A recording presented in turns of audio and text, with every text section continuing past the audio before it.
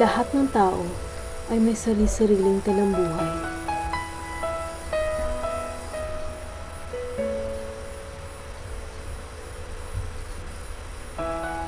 Ang bawat tao ay iba-iba ang kwento at kulay ng buhay.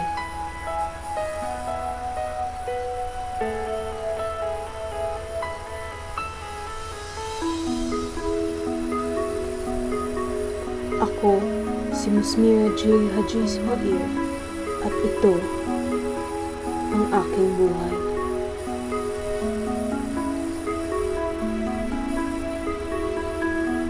Ako ay isinilang sa isang maliit na baryo sa Lanao del Sur noong September 26, 1992. Iskandarya Marugong, Lanao del Sur ang eksaktong address. Ang lugar na ito ay maliit, subalit masaya.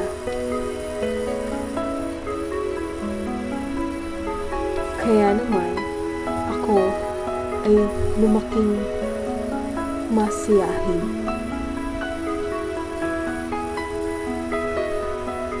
Ang aking ama ay si Museb D. Marugong.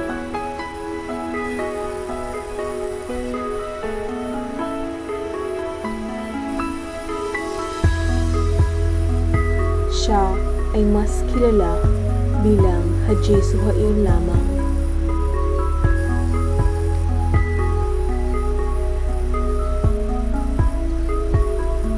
Isang mabuti at mapagmahal na tao ang aking ama.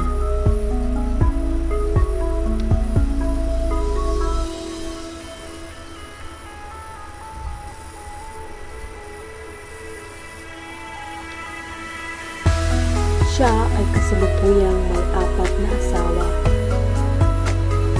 Ang kanyang unang asawa ay si Haja Paida.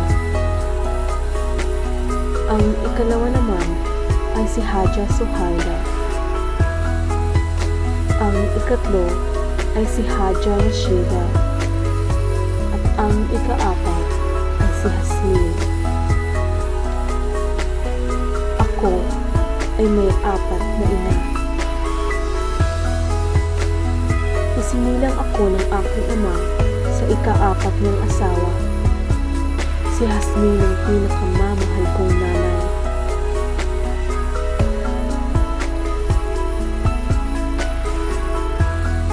Para sa akin, siya ang pinakamagaling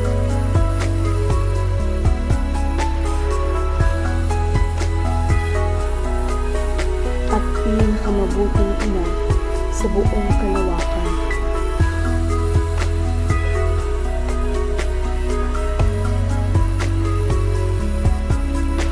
Pinalaki kami ng aming ina na may respeto at maging mapagbigay sa kapwa. Ako ay may 5 nakakatandang kapatid sa unang asawa ng aking ama. Sila ay sina Ate Asmina, Ate Amina, Kuya Jabir, Kuya Jelani, at Kuya Mala.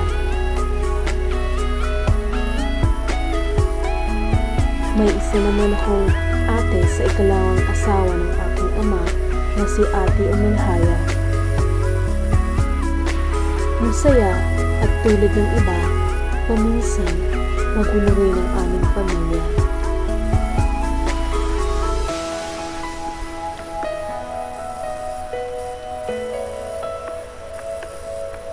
Sa aking inang si Hasmin, ako ay may 6 na mga kapatid. Isang nakakatandang kapatid na si Ate Musmina. Mga magagandang nagdadalagang kapatid na sina Musrifa at Musaima. May mga cute na lalaking kapatid na sina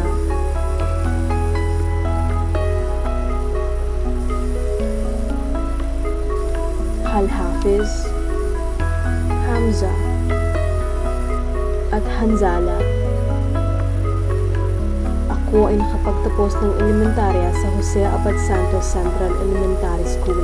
Sa FAP naman sa sekundarya na parehong matatagpuan sa Malabang Lanao del Sur. Ako ay kumuha ng korsong ETS-MACRET sa kolehiyo.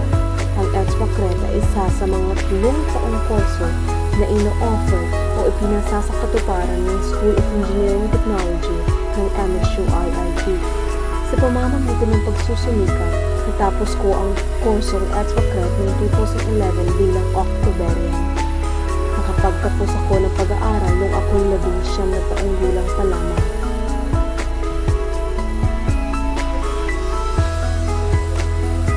Pagkatapos ng aking graduation, agad akong naghanap ng trabaho.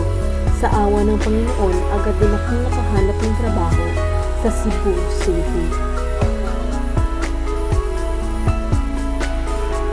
Ako ay nagtrabaho sa isang call center company. Nagsimula ako bilang isang call center agent.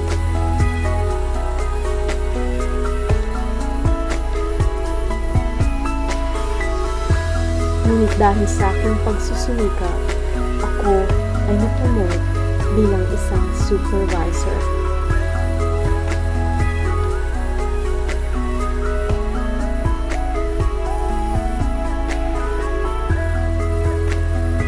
Team Namusani ang team na aking pinamumunuan.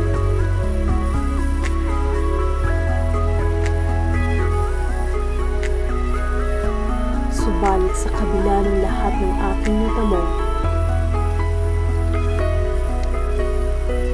kinailangan kong mag-resign sa trabaho dahil sa kahilingan ng aking mga magulang. Umuwi ako sa Mindanao upang makasama at mapagbigyan ang aking mga magulang. Makalipas ang 11 taon, ako ay nagdesisyong mag-aral muli sa MSU IIT at kumuha ng kasalukuyang kurso ko ngayon na BS-ATM. Tulad ng dati, ako ngayon ay isang estudyante, nangangarap, nagsusumikap at umaasang makapagtapos.